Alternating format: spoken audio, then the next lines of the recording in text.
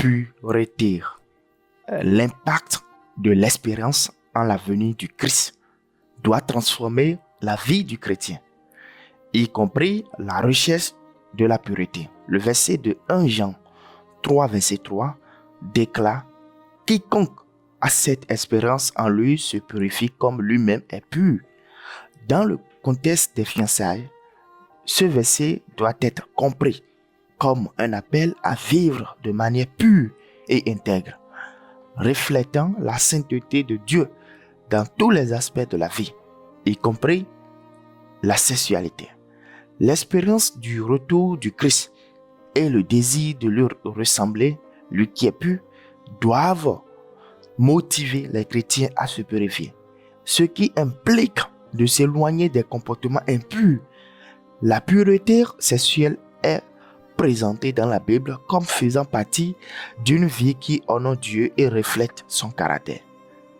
Ainsi, ceux qui ont cette espérance en Christ doivent rechercher une vie de sainteté, y compris dans le monde sexuel, car la sexualité est un reflet de notre relation avec Dieu et de notre engagement à vivre selon ses commandements. Se purifier implique à la fois un renouvellement intérieur du cœur et une quête de sainteté dans les actions concrètes.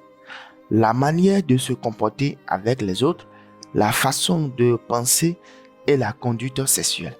Les jeunes qui attendent jusqu'au mariage sont libres et restent libres. Chers jeunes, n'oubliez pas que les fiançailles sont une antichambre du mariage. Et si vous désirez un mariage béni, vous devez veiller sur votre relation pré-maritale. Cherchez à mieux connaître l'esprit, le caractère et les émotions de votre futur conjoint plutôt que son corps. La sensualité est le péché de l'époque. Cependant, la religion du Christ maintiendra les lignes de contrôle sur toutes les formes de liberté illégitime. Les forces morales exerceront un contrôle sur chaque pensée, chaque parole et chaque acte. La tromperie ne sera pas trouvée sur les lèvres du véritable chrétien. Il ne s'abandonnera à aucune pensée impure, aucune parole ne sera prononcée qui s'approche de la sensualité, aucun acte qui ait la moindre apparence du mal.